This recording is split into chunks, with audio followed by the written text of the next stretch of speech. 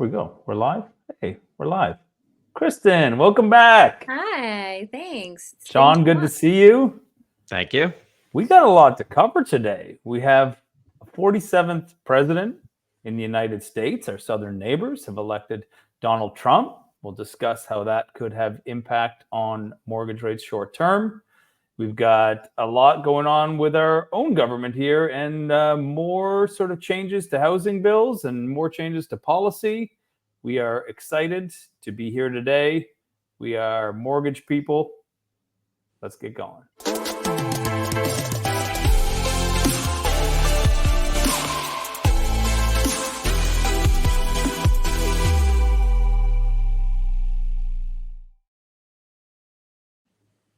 So, meet the new boss, same as the old boss, literally. U.S. election impact. Sean, how is this going to affect or potentially affect rates up here in the Great White North? Yeah, well, I'm bewildered and terrified of the prospects of this. I think it's a huge risk for the U.S. I see where they're going. They're essentially around protectionism, protecting their own workers, bringing manufacturing back into the U.S. And but it's at the cost of a lot of rights. Trump's the most powerful president now in history, with all the control over the Senate and the Congress and the House, not to mention the Supreme Court.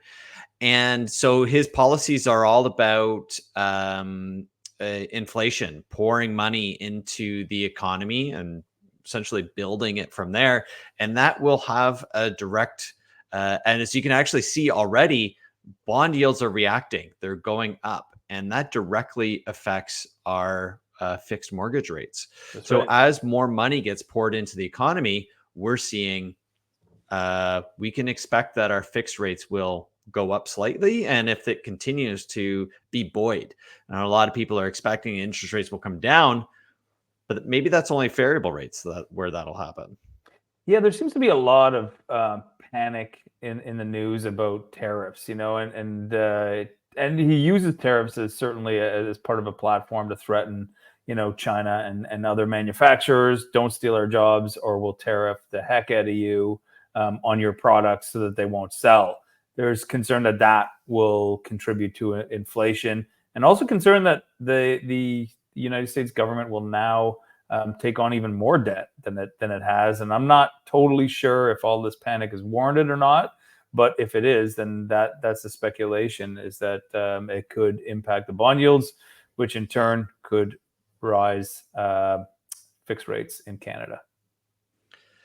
Absolutely. I mean, if they're bringing, they're talking about tariffing all products across the board from China.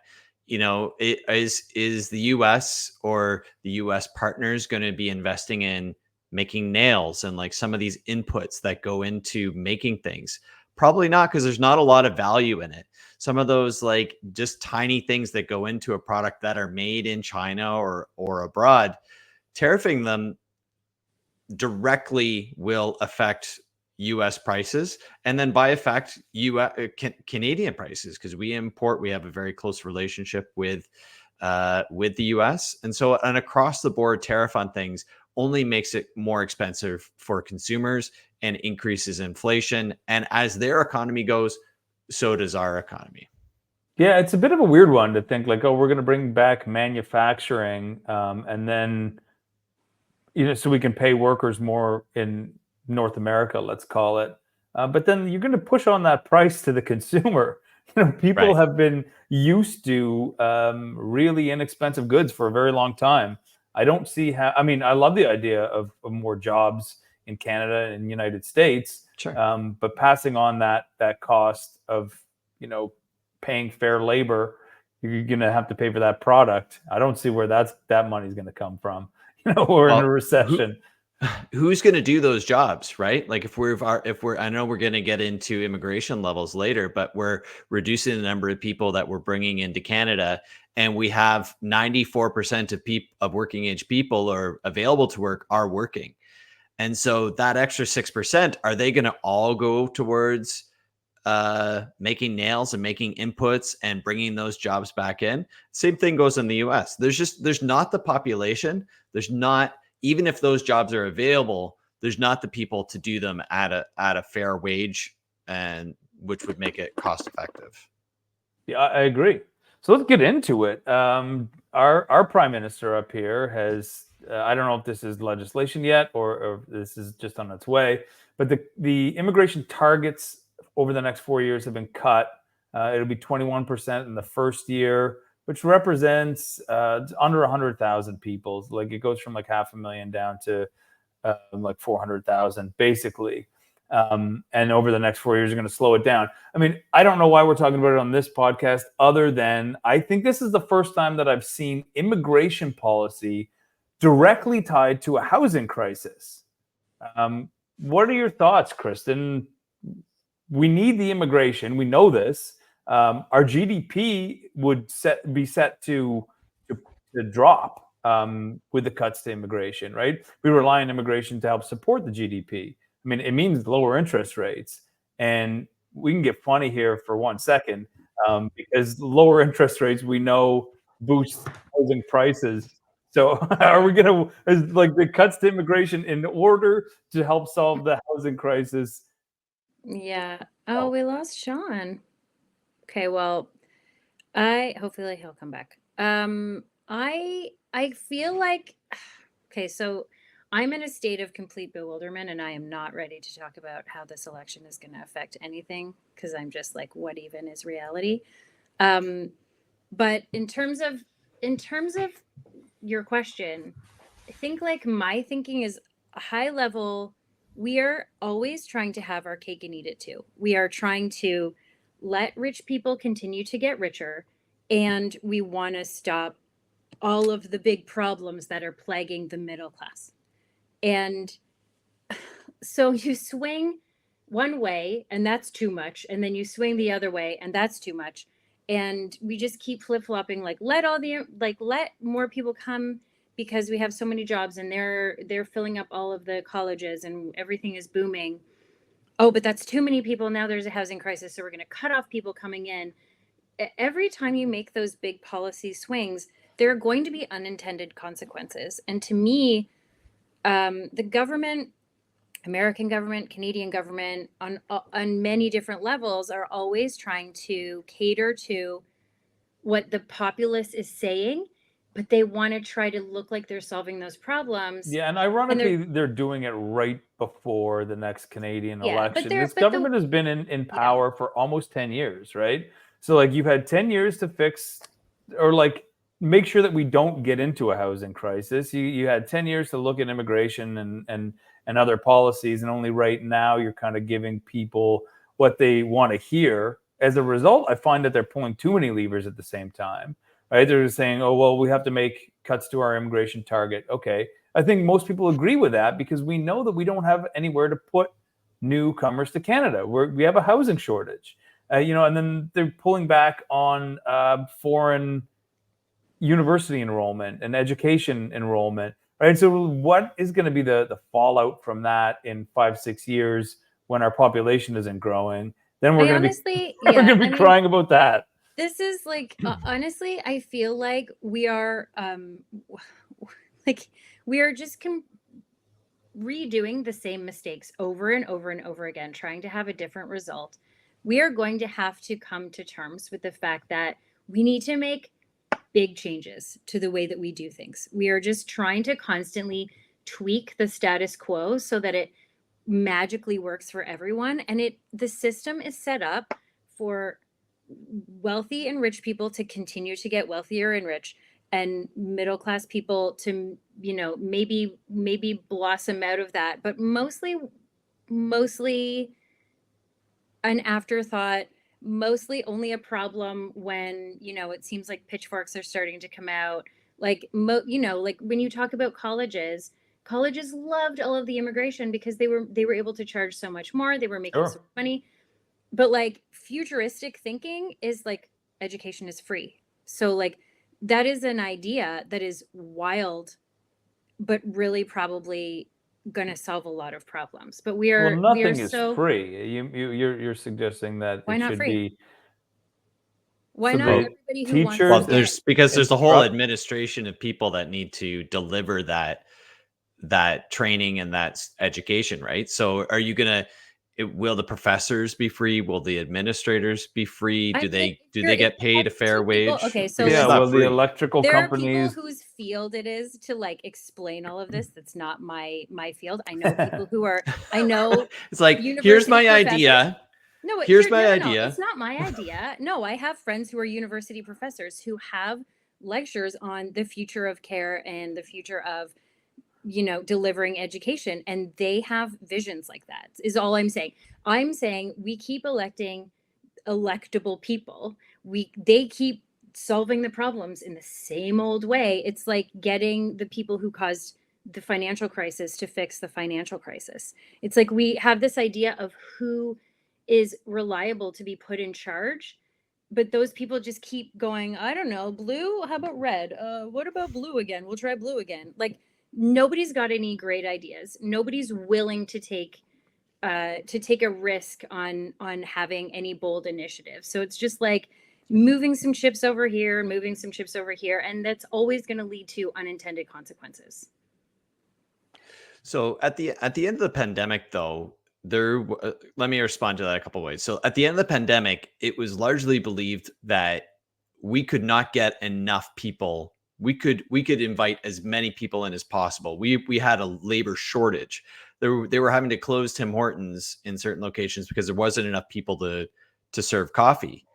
And so it's like, well, we got to open the doors. Things are going crazy. Let's invite more people in, which What are was people a going to do? reaction. Make their own coffee? Yeah, but you're Like you're it's missing the point outrageous. that there's a service that's being offered, right? And if there's not enough people to do that service, or not enough people to, pick your artisanal berries or pour Vaughan's coffee, like there's gonna I make be. my own coffee. I'm just on the Me record. too. I do not buy coffee out. I will buy it, but I typically, you see, Right. Okay. Or to cut your hair, or to do any, for sure. to do any of those jobs that we consider that many Canadians won't do. Yeah, And we so have a we need labor to bring those shortage. people in. Yeah. And so there was a huge labor shortage. And so do we close Tim Hortons? Do we close these services, or do we invite more people in and worry about the housing later? And it seemed like neither of those choices were very attractive, but here we are. I do want to respond to Kristen's education is free comment, but I don't want to keep talking Or here. should be So free. Well, I mean, yeah. Why such a like I barrier? love doing mortgages for people, but there's just no way that I would sign up to do it exclusively for free. We give a lot of advice that I'm not saying I don't know what the whole, ins and outs of it all are. I just know that like when you say, oh, small businesses are closing or certain services are not available as widely as they used to be, is that just like growth and change? If nobody wants to pour coffee, why should pouring coffee be a job? I mean, I love it, and I think anybody who pours coffee should have a living wage. 100%. And I love also immigration. I'm like a no one is illegal sort of person. I don't even like truly understand why there needs to be borders. In my most I radical understand why thoughts, there needs to be borders, and I'm still pro I'm not immigration. done. I I think miss that you this so much, move. Kristen. I'm reclaiming my time. So I just think like instead of saying, "Oh, we're having this problem," let's make a change that impacts so many people's lives and might lead to a housing crisis, and we'll let all these people in even though they don't have, we don't have enough homes built for them or even plans or even the capacity to build them. Like I just think there's no careful consideration, and I also think that people are so afraid of change. Well, I think first of all, our immigration system in Canada is world class. I think that we're a world leader in how we approach immigration. I think that what was it 2 years ago when it was sort of our immigration targets tripled in 1 year. I think it's just had an impact because we haven't been focused enough on continuing to build housing. I do want to bring up this policy about this is so the conservative leader Pierre Poilievre has proposed to slash a $4.4 billion Housing Accelerator Fund that has been in place for actually quite some time. So as much as I like to beat up on our current administration, this policy I think is like 2016. It's been around for a long time, and so he's proposing that if he's in power, he's going to slash this thing. I think it's an absolute tactical blunder by him. He thinks that handouts will be cut, or his policy is very conservative, right? So cut handouts and offer tax incentives. But to publicly be on the books right now in our current housing disaster to say, I'm going to slash funding for housing, could that cost him an election? I sure think hope it's an so. absolute blunder. What do you think, Sean? I think that I honestly think that there's nothing he can say that will cost him the next election. I think that people are so tired of the Trudeau government, for right or for wrong, and even I think Poilievre coming in and making the exact same changes that the Liberal government did, which I totally think that they would do. I really don't think it'll matter. I think he can say whatever he wants. We saw Donald Trump get elected in the US saying the most insane things and promising the most insane things, and he got elected. People will look over all of the things, look past the policy and what is good for Canadians, and will just go, I'm sick of this and I want a new government, and I really don't think it'll matter, unfortunately. Yeah, you're probably right. I think it is still a mistake. I think that to be publicly discussing slashing anything to do with a housing incentive right now, especially something that's been in place for as long as this one has, I think it just looks stupid. It's funny because I truly don't like conservatism. I mostly because of the ideology, like the sort of religious ideology that comes with it, and taking rights and othering and all that stuff. But I will say that this particular bit seems pragmatic to me, and I'm sort of open to it. Like, what is happening here? It's upside down day today. Okay, something in that article that you shared was like Poilievre pointed to. This is not an endorsement of him. I wish that he. No, but let's look at the facts and try to analyze them, right? But it said he pointed to a document that said it costs X amount of money to deliver, and which is like almost as much as one town got, basically. Yeah, as much as Halifax got. And it was something like 80 million. I think that there is. I think that what disappointed me was the article didn't mention whether he was mentioning a correct number or not. Like, did he point to an article that was correct or not? But if it does cost that much, I think that I'm really sick of things that look like they're something, but they aren't. Like, look like they're an incentive and will save us money and are smart, but actually aren't. But it's just an excuse. I think so. So let me just try to put this a little bit concise. I think that the article left out sort of Poilievre's agenda, but what he was really trying to say, and I read a couple other articles that support it. What he was trying to say is that the government system is so bloated that half of this $4.4 billion is just going to pay government opinions, right? It's to pay consultants and pay for the administration of the program, so that at the end of the day, the country is not getting 4.4 million worth of infrastructure. They're getting, or sorry, 4.4 billion. They're getting half of that. So what he wants to do is cut the handouts and give it back in terms of tax breaks. So no HST on new built homes under $1 million, I think was the policy that he would put in place of it. Yeah, I'm not. Is that gonna move the dial though? Like, people don't even know that they have to pay HST. Yes.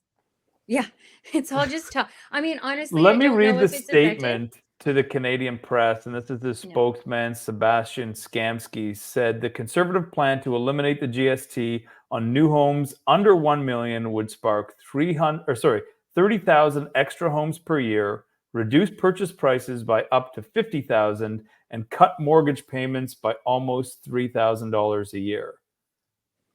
Where does he get this projection from? I don't know. What do you Sounds think? great. It does sound great, doesn't it? Yeah, I mean, I don't know if this will be effective, but and it might just be. I mean, sometimes that's one of his shticks is like, oh look, I'm such a pragmatist. I see this silly thing that the liberals are doing, and I would not do it. So I'm skeptical, but I also like there's a concept of near enemy. So like this is a Brene Brown thing and it's a Buddhist thing too, I think, but it's like something that looks so like pity is a near enemy of sympathy or empathy. So like it looks like you're empathizing, but you're actually like othering a person for having to go through things. So like things that look like the thing you really want, but just aren't, and they're Mm. actually the opposite. And so if this $4.4 billion incentive, I mean, the incentive is so that towns are cutting red tape. But if you're front ending red tape to Right. get the incentive, then what's the point? Yeah, I mean, it looks like you are taxing Canadians in order to pay for your government hires. And we would all probably look at that and say, like, as much as we don't want those people that work for the government to just flat out lose their jobs, we don't want that. But we don't. I don't think people would really think that that's a good use of our tax dollars is to pay for Yeah. more government employees when really what we want is more housing. But this program is building housing, though, right? Like at the end of the day, there's housing being built as a result of this program. Will cutting the HST actually build more housing? Does it make it more affordable? Is that our problem? Is it the problem that it's not as affordable, or is that, I guess they go hand in hand, right? Well, we also We have need to a build more. workforce problem, right? So there's it's not just affordability, it's also accessibility of materials and workers.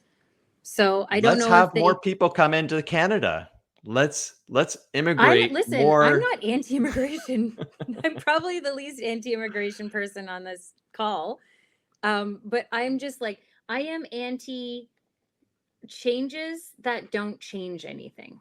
I am anti talk that is ineffective. And Right. You don't want the paper to get shuffled from the left side of the desk to the right side and call it innovation. mm-hmm, I don't think mm-hmm. anybody is for that, though. I don't think Nobody. anybody No, but goes, well, I inadvertently, like it when we just talk about it and don't do no, no, anything and no. it But I costs way mean, too like, much. I think that it's hard to always know what reforms are like. For example, you guys thought that the small new incentives for first time home buyers, like 30-year AMs, you thought that was sort of like too small, and I actually thought I think that they can deliver that pretty inexpensively, and I do think that's like a small reasonable increase. That's I think though that's reasonable. I think all of those program changes are exactly what we need here in Toronto and in Vancouver and the greater Vancouver area. I think that's exactly what we need. And I don't want to say the program's perfect, but it's the Mhm. changes that we need to help more, you know, like nurses, police officers, teachers, people making $100,000. Two of those people together couldn't, without a big 20% down payment, couldn't buy the average home. And so that's what I think. I think that program is I think exactly what we need. yeah, I think we also need to consider a little bit. I mean, we don't need to. You don't need to. This is something that I consider a lot. Is like who who deserves a house?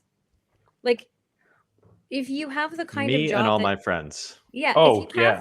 if you have a job that you show up for consistently and you're putting in work, why is your work and your effort and your consistent showing up not re- remunerating, what's the word? You not generating enough wealth for you to have stable housing? When someone who shows up and uses their same capacity can make But stable housing can still be renting, right? it It can. doesn't have to Yes, be it but doesn't it have but to be home ownership. yeah, but you can't like it is very expensive to rent in a city where there are jobs. So Yep. like even low paying jobs. So like if we want to stay with coffee servers, baristas or fast food workers or whoever, we assume that those jobs are just all going to be done by teenagers, and if they're not done by teenagers, then we'll get some immigrants over here to do it. But those people have maybe families, and they also deserve stable housing. And I worked at a little bistro that was like, basically we were just over the counter service. We made tips, like coin tips, and other staff there bust in on the GO train to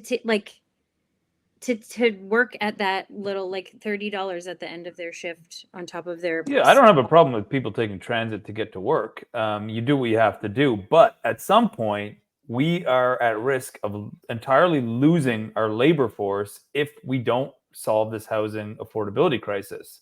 And it doesn't have to be great. My family comes from humble beginnings, and my grandmother rented out rooms in the house to people that needed to stay there in order to help pay for the mortgage, right? So I'm all for people figuring it out, but it has to be at some point affordable, so you don't have people living in tents people that are employed living in tents because they can't afford even something humble like splitting an apartment with 3 or 4 other people. Okay, but also because splitting that's an been pushed out of apartment. reach for some people. I'll tell And you, the direct result of that is that we will lose our labor force, and we'll be forced to close Tim Hortons, and we won't have people to harvest fruit and vegetables in harvest season. That's a big time problem. Isn't that why they've reduced it to 395,000? It's going to reduce. usually it's me who has It the really usually issue. is. And, I upped my internet. Oh, sorry, that not being realistic. Maybe I'm cutting out a little bit here, guys. you But did cut out a essentially, little bit. repeat it. We'd love to hear it. So what I was saying is that the government reduced the target to 395,000 permanent residents coming in. Many of those people already being here, slashed non-permanent residents. So the inflows of that the net target growth of those in 2025 will be 445,000 in 2025 and 2026 negative. So taking people out of the population, that's going to open up lower rents, lower prices, especially things like condos where, the households, you're looking at kind of starter homes for people. I think that's really what that helps to do. That also takes pressure off of the healthcare system if we're reducing the number of people in Canada. And even if they get it wrong, maybe it's a 0.5% growth instead of 0.2% decline. That's still a step in the right direction, in my opinion. Oh, I think that we're in such a bad crisis in terms of housing availability. I think we've already overwhelmed the system. I don't know that we'll see any impact on the immigration cuts, especially based on like the quality, the high quality of immigration that Canada usually targets. I think you'll see it if you're somebody that is selling condos in the GTA, you're going to see a lot more supply of those. Interesting perspective. Mm-hmm. I think that we have so much pent up demand right now, and it's all based on affordability. That's my platform, is that it's all based on affordability. And once the interest rates drop by another 2%, we're going to be right back into we're going to experience all that pent up demand. I think everything gets gobbled up in a short period of time, and there won't be inventory other than just sort of regular movement. I'm not talking about sort of trading in terms of property, but people needing places to live. I think that it'll all get bought up. It's possible, but they've made it harder for investors or less attractive for investors, which was a big group of people buying those 1-bedroom condos. And, we're seeing prices decline from where they were in 2021 to where they are today. If somebody bought in 2021 and they're selling today, they're selling for less than what they purchased it for. And having less people in Canada than there are today, and more supply of condos coming in, and less people wanting to buy them, investors wise, I think that doesn't mean higher prices when the rates come down. Well, we're going to find out shortly. My speculation is, maybe as early as February, but I've been so optimistic about the turnaround. We're like, what, 28 months into this thing now and I thought it would take 18 months. So, that's what optimism will do for you. You got to have hope. We've got some other stuff to cover, but we've been rambling on for about 30 minutes now. Do you guys want to hit some of those other topics next week, or we want to keep rolling? Why don't you give us a taste of what's to come? Well, we have CMHC default concerns. They are concerned that that defaults on mortgages will creep up. And I think that was basically all I had prepped for this show. I'm not concerned. I still want it. I think we should save the stress test till next week. And I also think that Kristen has to explain her position on free education for everyone and still paying people top dollar as a professor. I want a whole new world, guys. You don't even realize. I just want a whole new setup. Yeah. Well, can I bookend that with the election in the US? Sorry, Kristen, thank you for the sigh. I think they're making a bold choice here. I think they're going for change, and rather than the status quo, and it's the holding on to the current administration. They've rejected that and they want change. I think it's really sorry. We always see this in any election when they're like, this is the reason. And you're like, there's literally like hundreds of I don't know, what did each of them get? Like some sort of 70 million votes ish, one way or another, like 140 million voters. Does that seem like a normal amount of people to vote in the States? It's about half the U.S. population. They all had 140 million reasons for why they picked what they did.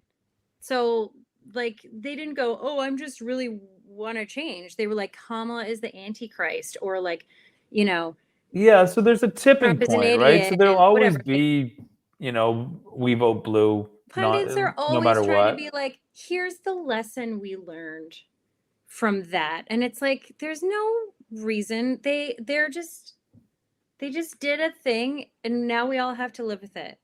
Well, I agree with Sean. I think that the tipping point probably in this election was that the status quo, the perception of the status quo, is that it's rotten to the core and you need something radical to make that change. And so I think that they've definitely achieved radical. Will it make the change? That's what the next 4 years are going to tell us. And manufacturing, they can just start making all of those burgundy robes and the white headdresses. Yep. So Emperor Palpatine. That's the Star Wars reference. It's all right, guys. It's been a slice. We'll see you next week. See you later.